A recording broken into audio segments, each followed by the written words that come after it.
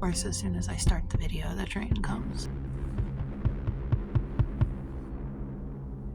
Missing a lip ring because while I was eating, I swallowed a ball, so we just have one lip ring in right now. Oops.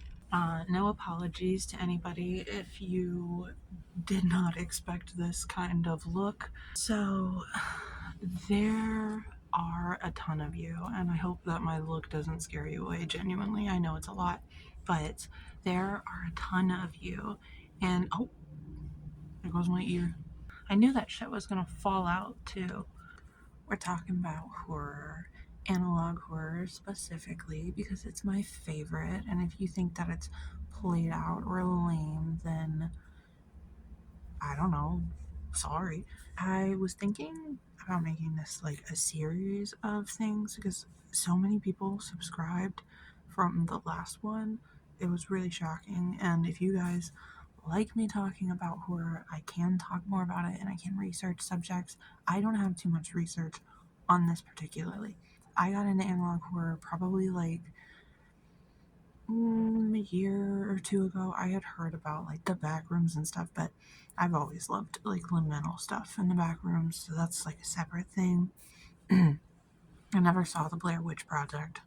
I feel like I probably should, but a lot of people say it's kind of by today's standards overrated, but I digress. I don't know too much solid information on the subject. I just decided to make this video a little bit ago, but if you wanted me to tell you like facts about like species from the deep ocean, I'm your gal. If you want me to talk about like the history of humanity and radioactive like materials, another special interest I've had for a long time. This is a newer one, so any information I get incorrect or don't know what I'm talking about, I don't know what I'm talking about yet. I'm learning. I'm also, as some of you know, working on my own, which has been fairly on hold. I've still been planning it, but I'm kind of working on my own analog stuff.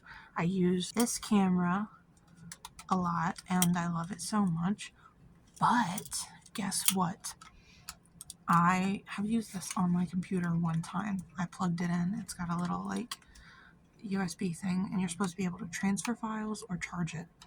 I did it one time. I uploaded some of the footage. I can't remember. I think it's called found footage. And now it doesn't work. And it still works, but it won't connect to my computer. And it won't upload my videos.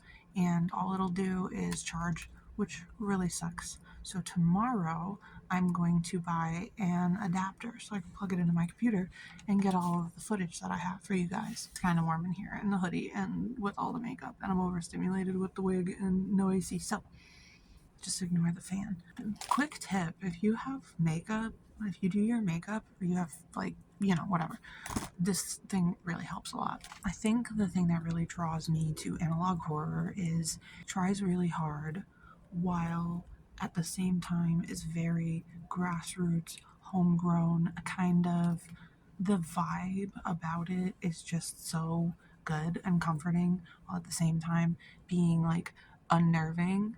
I think that's why things like the do you remember that challenge? If you follow like TikTok trends or whatever, it was what was it called? Oh, like that Uncanny Valley challenge where people were doing their makeup. It's like on one hand really unsettling and terrifying, but at least for me, super comforting and like nostalgic.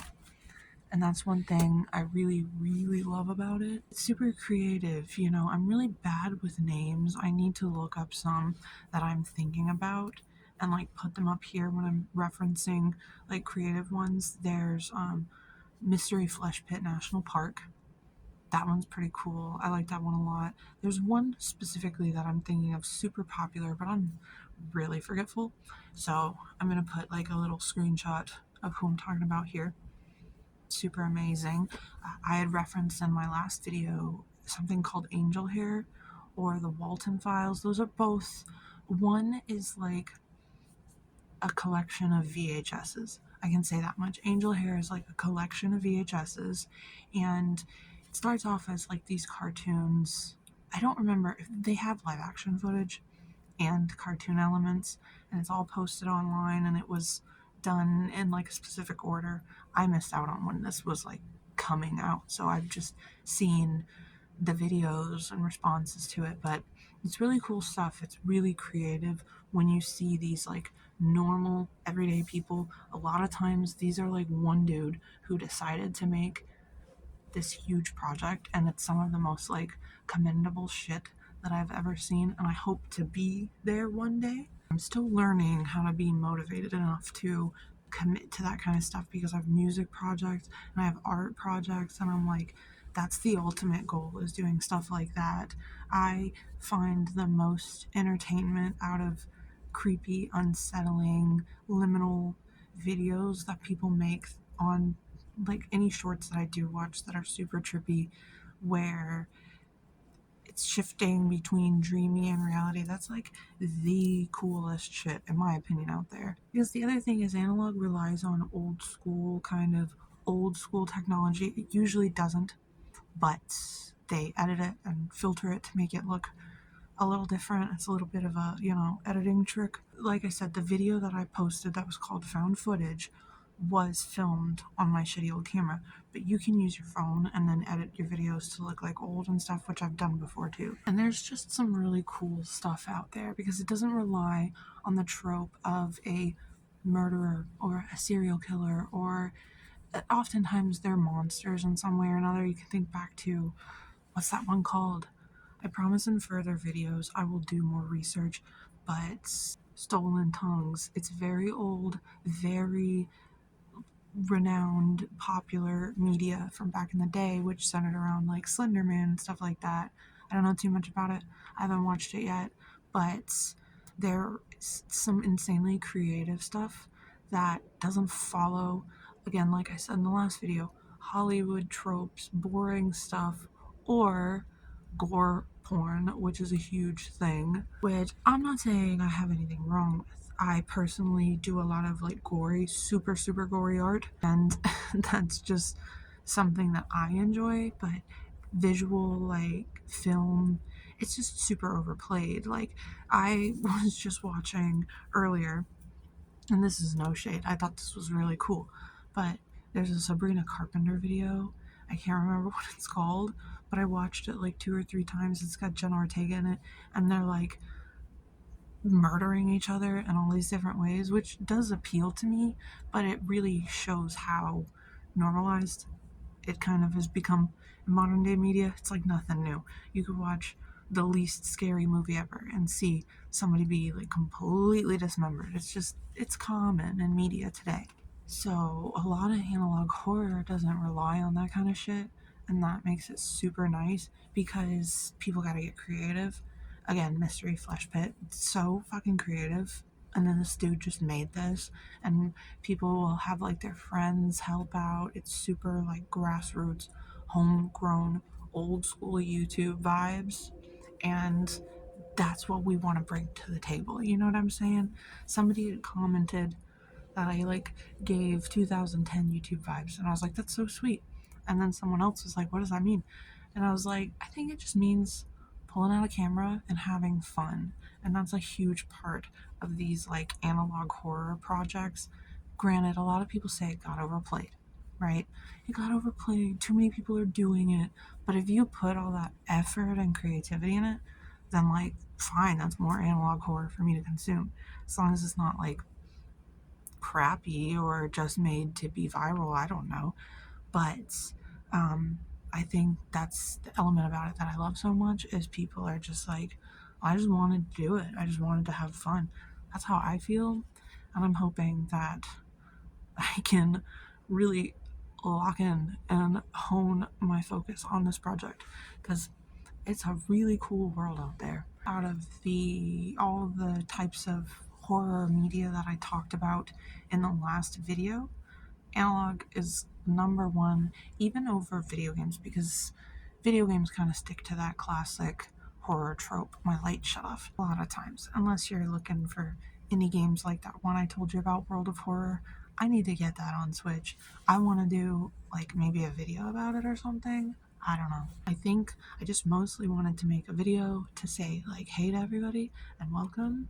You guys are super, super cool and really nice, and that is wonderful. Like, it's nice to see people just being positive on the internet. We've received like a lot of new people here, and you are welcome.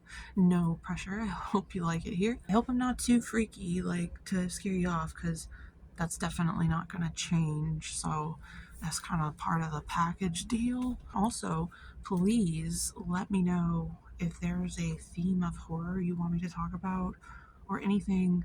Like, I don't really want to get on here and start reading creepypastas or anything like that. I mean, I like them, but don't know if that's my kind of content. But if you want me to talk about a horror theme, I can do that and research. Maybe I'll do that more about analog, come out with a video of when it started, where it came from. We all know it came from Blair Witch Project, but beyond that. And I heavily encourage people to give it a try if you like spooky stuff and try analog in general. I think it's super important to preserve that, at least the aesthetics of it. I love Polaroid cameras and old school like film anything and old cameras. I'm trying right now to get an old Coolpix camera, but they're super expensive.